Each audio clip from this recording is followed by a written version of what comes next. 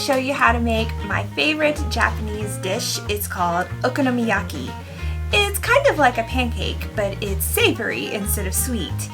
And it has cabbage and meat, and honestly you can customize it and make it a lot of different ways. So I'm going to show you the normal way to make okonomiyaki. It's really easy, and if you have an Asian market in your area, it's pretty easy to get the ingredients overseas as well. So this is my first time making a cooking video, so I'm a little nervous, but we'll see how it goes. There's so many awesome recipes and delicious food here in Japan, and I really want to be able to share that with you guys. So this is kind of a test run to see how these cooking videos are going to work. So bear with me. I hope you enjoy. Let's get started. So first of all, I want to show you kind of what we're working with here. If you've never seen a Japanese kitchen before, well, like most things in Japan, they're small. So this is my kitchen. We actually recently upgraded to a bigger fridge because the apartment size fridges are about this tall. It's kind of like a dorm fridge. But yeah, and you have to really make use of your space wisely, so there's a lot of gadgets like this to kind of help you save space on storage. This is the sink. My dishes are all clean for once. And this is the kind of like food prep area. As you can see, it's not very big, so yeah, I have to get real creative sometimes. And this is the stove. You'll probably notice there's no oven. Most kitchens in Japan don't have a full-size oven like what we're used to in the States and the UK, so it's yeah, it's a struggle. Instead, you have this nifty little fish grill. A fish grill, yay! I usually use it to make toast. Anywho, so as you can see, I have a lot of shelving here to kind of organize all of my cooking, like my most commonly used spices and measuring cup and baking dishes and things like that. I do have some space under here where I store pots and pans, so that's pretty nice. And then I have some drawer space here as well. I recently bought this table and chair set. It has this spiffy little bench on this side so I can push it under the table, and it has storage down below as well. Because I had a kind of bar height table with two stools, and we thought in the beginning, oh, it's very slim and that'll save a lot of space, and then we ended up not really using it very much because, well, it wasn't very wide and it wasn't very comfortable to sit at, so we ended up just sitting and eating at the couch. Let's talk about ingredients. So this is most of what you're going to need to make okonomiyaki, if not everything. There's pork, cabbage, okonomiyaki flour. Look at the price on this pork. That's about $8 a pound. Yeah. On the other hand, cabbage is really cheap. This was only 68 cents. We've also got okonomiyaki flour, which is a special flour made just for okonomiyaki. Okonomi sauce, this is the most popular brand. And of course, Japanese mayonnaise. We also have some other ingredients like katsuobushi, which is dried fish flakes. Aonori, which is like finely milled seaweed. And this is tenkasu, which is small bits of tempura batter. You can also add things like green onion. You don't have to, but I like it that way. Step 1. You're going to take about a cup of okonomiyaki flour. If you don't have okonomiyaki flour, you can make it yourself, but you have to have some special ingredients like dashi. So I recommend Googling a recipe before you try that yourself. Anyway, okonomiyaki flour. We're going to add about 3/4 of a cup or 150 milliliters of water. Then we're going to whisk that until it's mostly smooth. You'll know it's the right texture when it gets kind of sticky and gooey. Next, you're going to add about 1/2 cup of tenkatsu. Tenkatsu are the little pieces of fried tempura batter.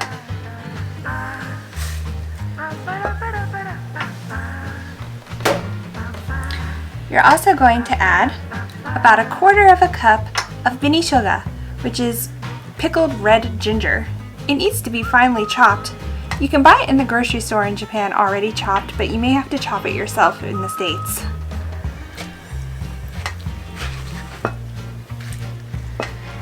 Full disclosure, until recently, I didn't really like benishoga. Actually, truth be told, I hated it. You know how they say some people have a gene that makes cilantro taste like soap? That's what benishoga tastes like to me.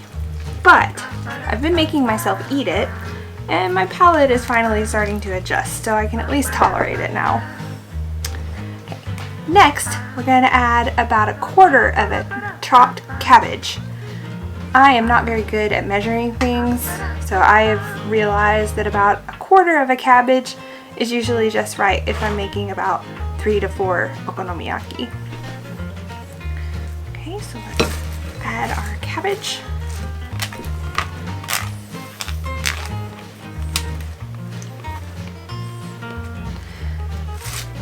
Now, I'll warn you, at first it's gonna seem like this is way too much cabbage for the amount of batter that we have, but trust me, it works.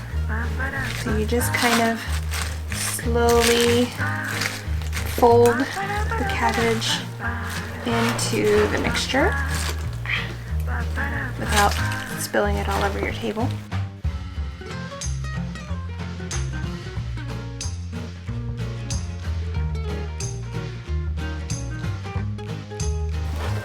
So as you can see, the more you mix it, the more it starts to look kind of like a dough.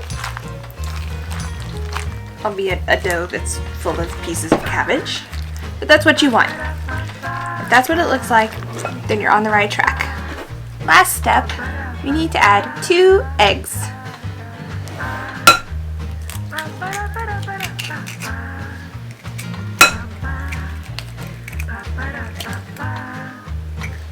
In case you've never seen Japanese eggs before, the yolks are a very vivid orange color. You can see them there. They're very bright. The first time I ever cracked an egg in Japan, I was like, are these bad? No, that's normal. They're supposed to be that way. Okay. So once we've got our eggs in, we're gonna mix it really well again. Okay, so the finished product should look something like this. You want it to be kind of creamy, but still thick. Alright, so we're finally ready to start cooking. First things first, you have to warm up your cooking surface. It's completely okay to cook okonomiyaki in a skillet on the stovetop. Many people do that here. I'm using an electric griddle, or a hot plate as they're called here in Japan. So here's my hot plate. I'm just going to add some salad oil or vegetable oil. Seriously guys, I don't name this stuff. Japan just makes up their own words. Let's crank this up to about 2.5. Okay, should be good.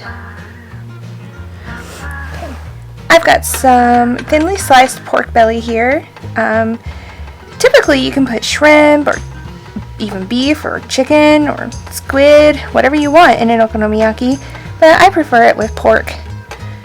Honestly, I prefer it with shrimp, but I'm allergic. And then we have our batter here ready to go. And then I also have our toppings.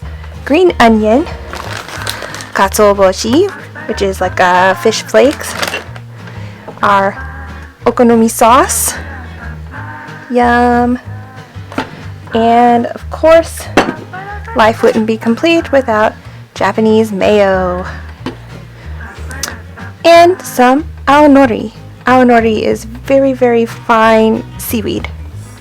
Alright, here we go. So, first, we're gonna spread this oil carefully because it's extremely hot. Okay. Then we're gonna scoop a big spoonful of our batter onto the hot plate.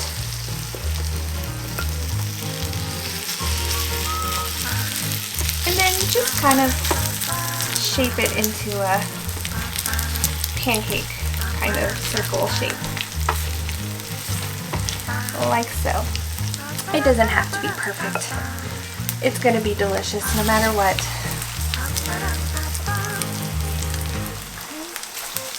I like doing this on the hot plate because I can cook two at the same time. These are great to freeze, by the way. So if you make more than you can eat in one meal, that's okay. Just put them in a freezer bag or wrap them up in foil, stick them in the freezer, and then you have a quick and easy lunch you can warm up. Or breakfast if you want. Okay, so we're gonna let those go for about 3 to 4 minutes. So once we've got our okonomiyaki cooking, we're just going to take slices of the pork and lay it across the top. Like so. You're basically just adding a layer of pork.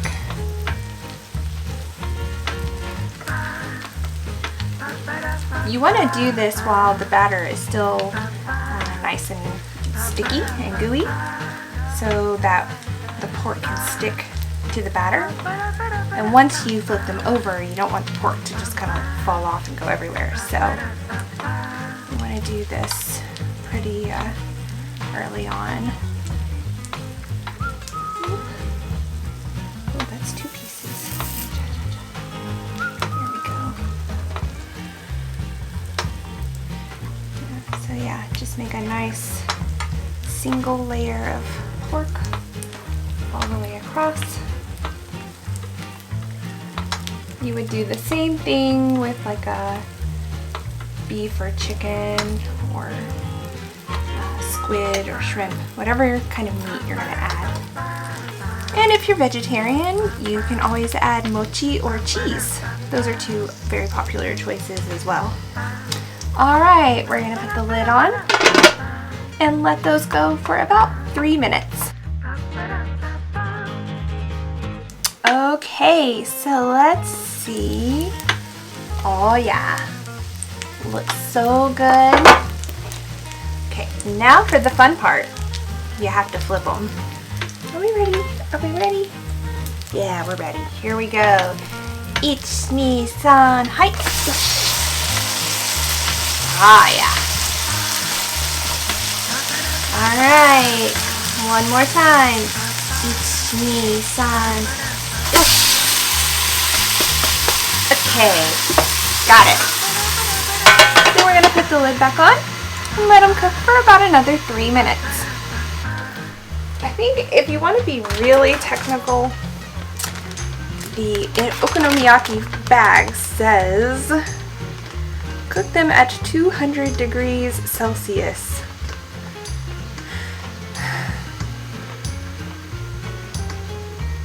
Yeah, okay. So, 200 degrees Celsius.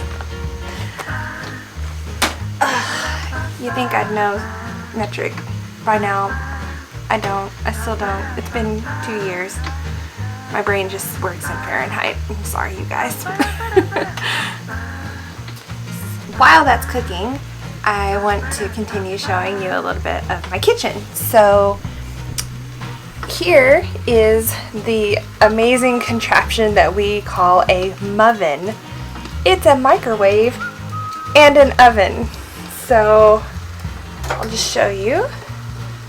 Looks similar to a toaster oven, right? It's a full-blown oven. Like, I can bake. I've baked brownies and cake and pizza and all kinds of things. But it also functions as a microwave. So you have to select which function you want to use. This is Renji, which is microwave, and then Obun, which is oven. It also grills and steams, but I've never used those functions because I just never had a reason to. But maybe I should figure that out. Also, I bought this awesome little cart, rolling cart, and I use it to store a lot of my spices and seasonings and condiments and like random things because aside from the refrigerator, there's not a lot of storage for actual food. A lot of people buy these types of shelves that hold their moven, and typically a fridge would be under here. This was where our old fridge was. You can see how small that is. But this rack goes over that fridge. When we got rid of the small fridge, we just kept the rack because it's super convenient, and we just stuck the rolling cart and our trash can under there, so still pretty convenient. Let's see, what else can I show you guys? Yeah, like up here on top of the fridge, you can see I have a basket. That's where I keep like cereal and chips and things. You can totally see my junk food. Yeah, my curry cheese ramen instant noodle cup. I'm addicted. Like, I can't help it. They're so good. They're so delicious. Yeah, also on the fridge you can see my little like chart that I have. I just started doing this.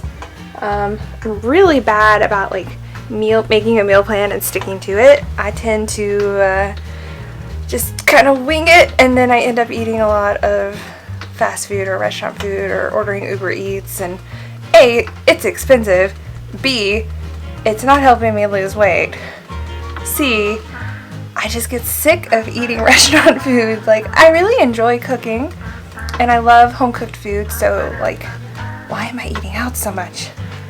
So I'm trying to put an end to that. Okay, I think we're ready. Let's see. Okay. Woo. It's a lot of steam. Yeah, boy.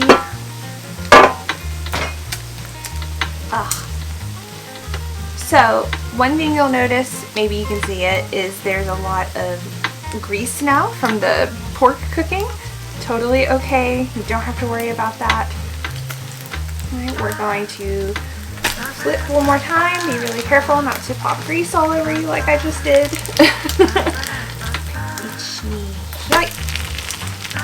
Okay. Oh, that looks great. Alright, so our pork is cooked, which is that was kind of the goal, was to get the pork fully cooked. Pork's good to go.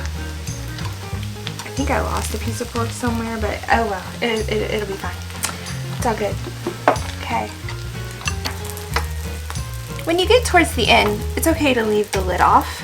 I feel like having the lid on traps too much moisture in. You want it to get a little crispy around the edges, so we'll just leave that lid off for now.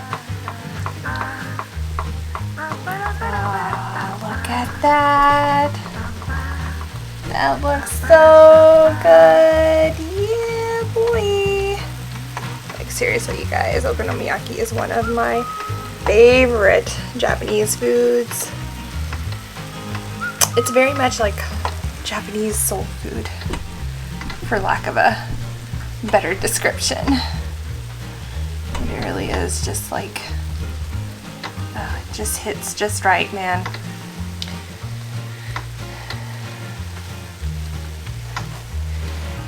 Making okonomiyaki is also really fun to do if you have a group of friends coming over, or if you're introducing somebody to Japanese food for the first time, or even with your family. Kids really get a kick out of making okonomiyaki, and they can kind of like put their own toppings on it. So as long as your kids aren't super duper picky, it should be a fun meal for them. It does take a little prep work, but honestly, like, this is one of the easier recipes, and the end result is so good. It's so worth it. So definitely give this one a try. Are we ready? Oh, that side looks good. Let's flip one more time. Yeah. You can tell when they're almost done because they start to get kind of a hollow sound when you tap on them. It doesn't feel quite so watery or moist inside, so yeah. We're almost done. Okay, I'm just gonna let that pork crisp up a little bit, and then we're gonna add our toppings. Now for the fun part, we're gonna add our toppings. So I always start with the okonomiyaki sauce, which I forgot to take the seal off of. Okay. In case you're wondering, okonomiyaki sauce is it's kind of a sweet and tangy sauce. It's almost barbecue, but not quite. Alright, so just give it a good covering of sauce. Yeah. Okay. Next, mayo. You can get really fancy and do like all these really cool like crisscross hat shape designs, but I'm not about that life. I just want to eat.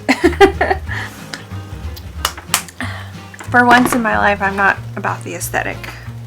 Okay, then I'm gonna add some aonori. Aonori, the flavor is not very strong, so if you don't like the flavor of seaweed, don't worry about it too much. You really can't taste the seaweed. Okay. Next, our katsuobushi. Okay. Let's see.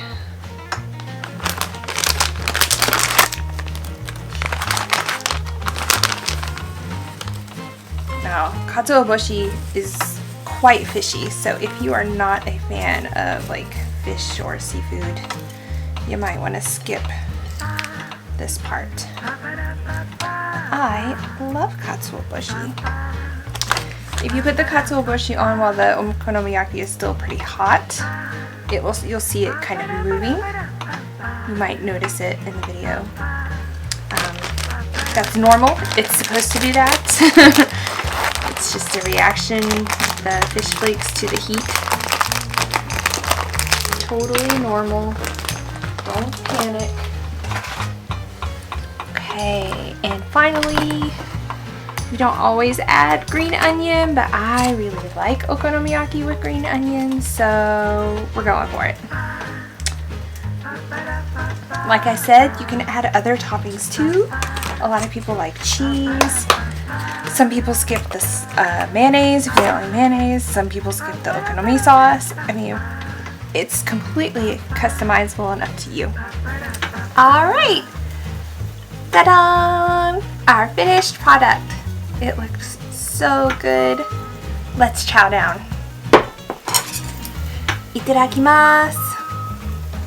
I make okonomiyaki pretty often, so if this is bad for some reason, I'm gonna be shocked. But let's see.